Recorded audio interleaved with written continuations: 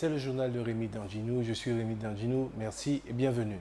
Vous connaissez le principe, un journal avec différents éléments, parmi lesquels, bien sûr, les cartons de notre semaine où nous portons une appréciation sur l'actualité vécue et réalisée par les différents acteurs que vous êtes et que nous sommes. Et puis ensuite, le dossier. À la suite du dossier, bien sûr, le 20h et après le 20h, le débat. Mais pour l'instant, mesdames et messieurs, une semaine assez chargée, une semaine où nous avons un carton jaune, un carton rouge, bien sûr, un carton vert. Commençons donc par le carton vert de cette semaine.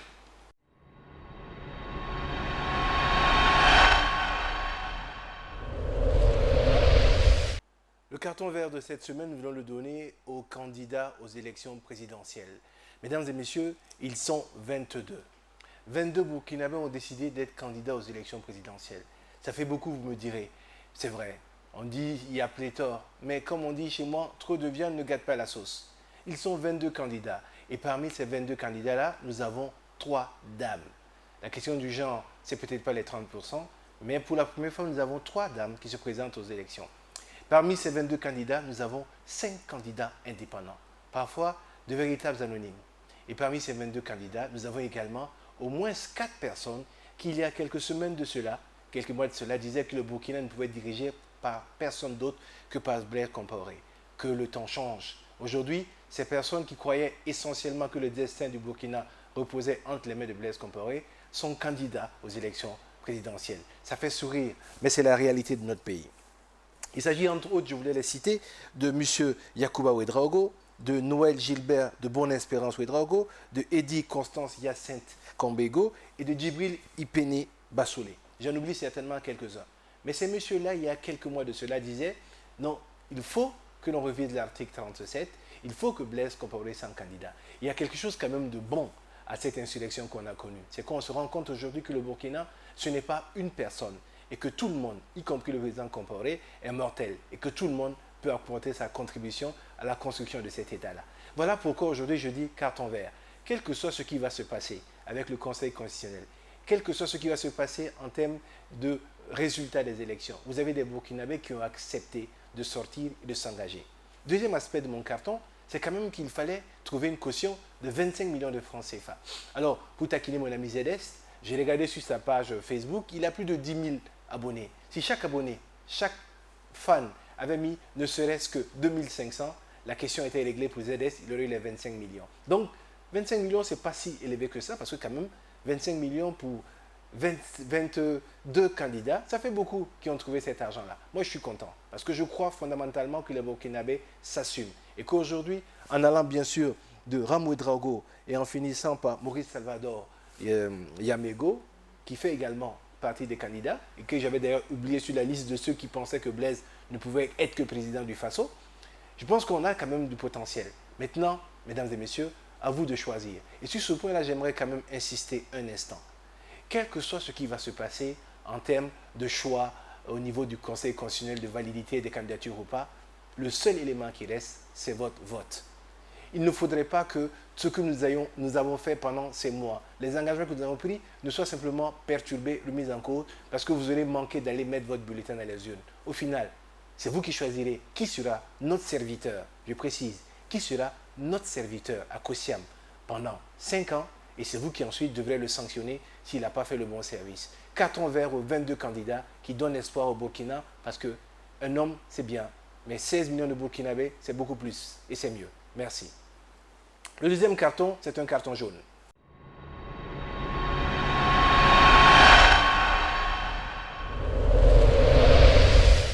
Le carton jaune d'aujourd'hui, je veux le donner à ce qu'on appelle le groupe de l'appel du 9 avril contre l'exclusion. Le 20 août dernier, ils ont rendu public une déclaration dans laquelle ils font état d'un certain nombre d'inquiétudes. Pourquoi ce carton jaune? Parce que quand vous lisez la déclaration, vous retrouvez quasiment mot pour mot ce qui a déjà été dit par Eddie Kambego à l'époque qui disait « Qui peut m'empêcher d'être président ?» Vous entendez également les mêmes propos de René-Émile Kaboré qui également disait « Si jamais on nous exclut, il n'y aura pas d'élection. » Aujourd'hui, dans le communiqué de ce groupe de l'appel du 9 avril contre l'exclusion, on peut entendre dire ceci. J'aimerais quand même que vous écoutiez avec moi et que vous en preniez conscience. Nous appelons tous nos militants, nos sympathisants, à rester vigilants et à se mobiliser dès à présent dans l'attente des résultats des délibérations du Conseil constitutionnel pour la validation des candidatures électorales. Est-ce une menace? Pourquoi ce ton guerrier? Ils vont plus loin. Ils disent: nous n'admettons aucune invalidation d'une quelconque candidature fondée sur les dispositions de l'article 135 du Code électoral adopté le 7 avril dernier, au mépris des décisions de justice d'une juridiction supranationale intimant le Burkina de lever tous les obstacles à la libre participation de tous les citoyens aux prochaines élections couplées. Ce n'est pas exactement ce que la Cour de la CEDEAO a dit. La Cour de la CEDEAO dit qu'il y avait une limitation massive et qu'elle reconnaissait cependant au Burkina le droit de mettre des modalités de participation à ces élections-là. Il y a quand même quelque chose qui est un peu insultant dans cette façon, à longueur de journée, de crier à l'exclusion. Dans d'autres pays, on le rappelle souvent, mais c'est vrai qu'il faut s'en rendre compte, le CDP aurait été purement et simplement dissous et il n'y aurait pas eu de CDP. Nous avons au Burkina un caractère extrêmement consensuel. Beaucoup de personnes, l'objectif c'était que Blaise s'en aille et qu'ensuite on puisse remettre les compteurs à zéro. Cela est en ténèbres fait. Mais n'exagérons pas. Quand on dit par exemple qu'il demande au président de ne pas se parjurer, là on parle du président Kafando, parce qu'il aurait dit qu'il a pris acte de la décision de la Cour de justice.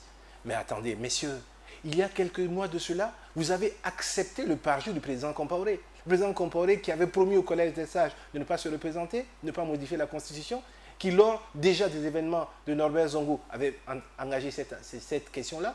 Le président Compaoré qui n'a jamais osé lui-même officiellement dire « je vais me représenter », mais qui est passé par vous pour faire cette chansonnette de la révision de l'article 37. Alors messieurs, s'il vous plaît, soyons positifs et croyons à nos juridictions. Quel que soit le résultat du Conseil constitutionnel, chacun d'entre nous devra l'accepter. C'est comme ça que se bâtit un État, sur le droit, pas sur la menace. D'autant plus que quand même, il y a des personnes qui ont été piétinées dans leur chair, dans leur âme, dans leur vécu, par vos 27 ans de règne. S'il vous plaît, soyons positifs, tournons la page. Pas de menaces, parce qu'aujourd'hui, la question n'est plus aux menaces, mais à une participation effective. Carton jaune à ces messieurs du groupe de l'appel du 9 avril contre l'exclusion, qui n'arrêtent pas de menacer un peu à tort et à travers, comme si le peuple était amnésique. Le carton rouge de la journée.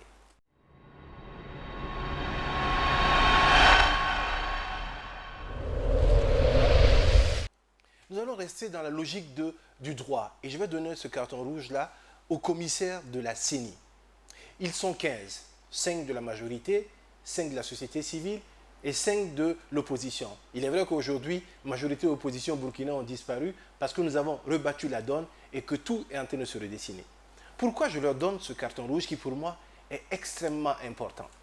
Il s'est passé quelque chose qui, pour moi, est négation même du respect du droit et de la loi.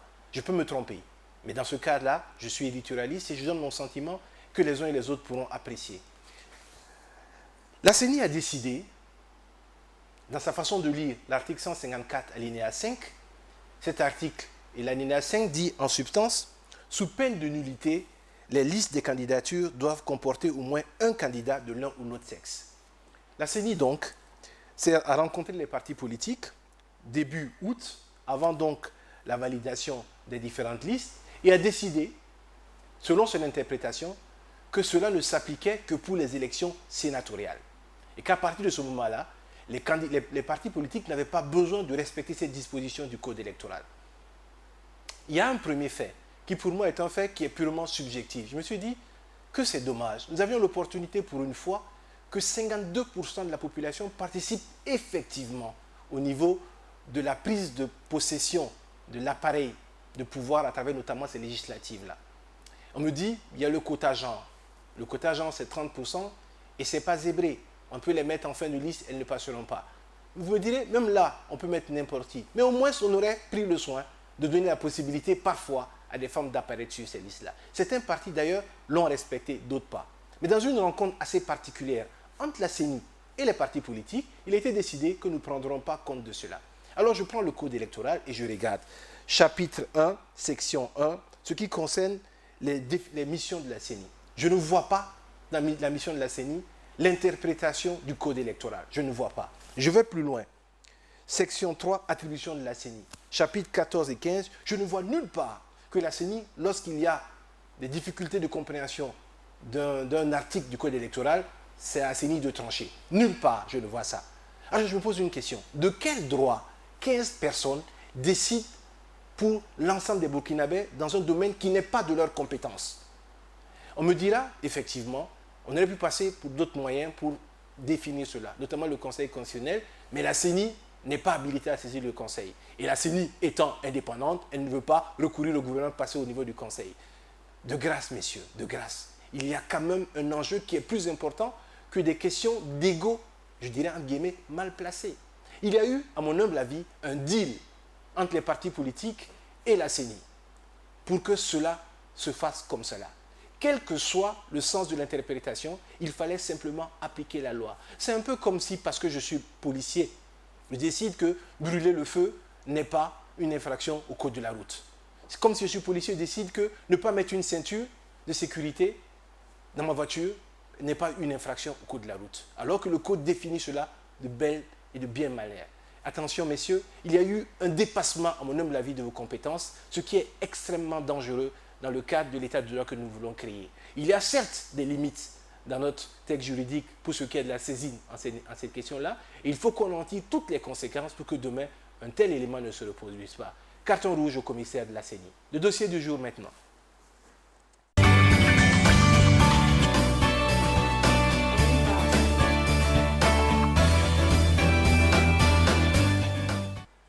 Je vais m'intéresser pour le dossier à une question toute simple.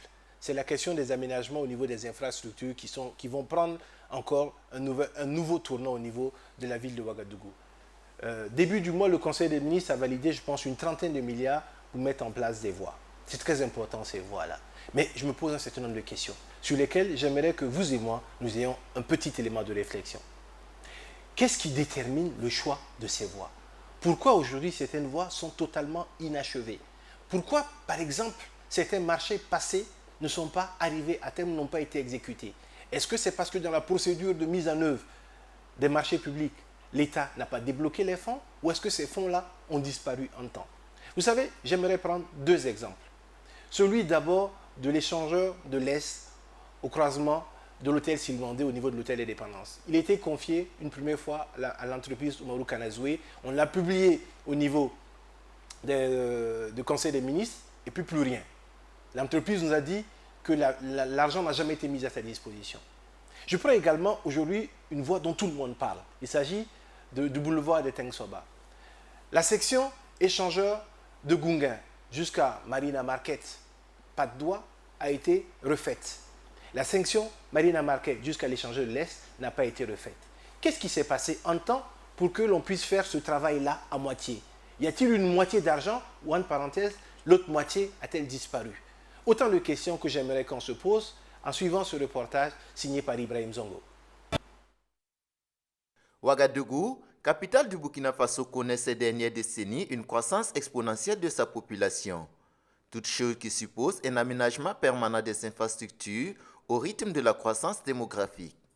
Au nombre de ces infrastructures s'affiche celle routière qui reste un défi permanent.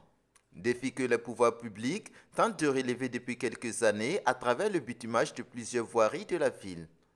Des efforts faits par les autorités pour mettre à la disposition des Ouagavillois des voies bien bitumées sur des axes très fréquentés comme ici à Ouaga 2000 ou encore sur la route de Fada vers l'échangeur de l'Est. Cependant, il n'en demeure pas moins que l'utilité présente de certaines voies aménagées à coups de milliards laisse à désirer. À titre d'exemple, cette voie perpendiculaire à l'avenue Muammar Kadhafi, à quelques mètres du palais présidentiel de Kossiam. Ici, à part quelques rares usagers, cette voie bitumée devient un lieu de transit pour les animaux. Une voie bitumée et électrifiée sur plusieurs kilomètres. Comme elle, plusieurs autovoies de la ville sont bien entretenues, pourtant elles ne sont empruntées que par quelques rares usagers. Cependant, dans certains quartiers de Ouagadougou à forte densité humaine, l'accessibilité reste un véritable casse-tête pour les résidents. Car par là, l'un des plus grands quartiers de la capitale. Cette voie bitumée, l'unique d'ailleurs du quartier, est empruntée chaque jour par des milliers de personnes. Pourtant, la partie bitumée ne se prolonge que sur une distance de 2 km à peu près. Après ce tronçon, c'est la croix et la bannière pour les résidents de rejoindre leur domicile. Ici, nous sommes au point de stationnement des taxis, un stationnement forcé du fait de l'état de la route. C'est du reste ce qu'affirme Noufoussa Wadogo, taximan à Ouagadougou. Toute cette partie que vous voyez jusqu'à l'autre croisement est empreinte de crevasses pleines d'eau, ce qui nous oblige à nous limiter ici. Si nous insistons pour continuer, ce sont nos taxis qui en pâtissent. Donc nous souhaitons vivement qu'on bitume cette voie pour nous porter secours. À moto, nous avons essayé d'emprunter cette voie. Le constat est tout évident. Des crevasses, des bosses qui exposent dangereusement les usagers et leurs montures, pour de Rasmané, résident à Kapala. Les usagers de la voie là ont de la peine à rouler. C'est des routes défectueuses qui méritent d'être réfectionnées.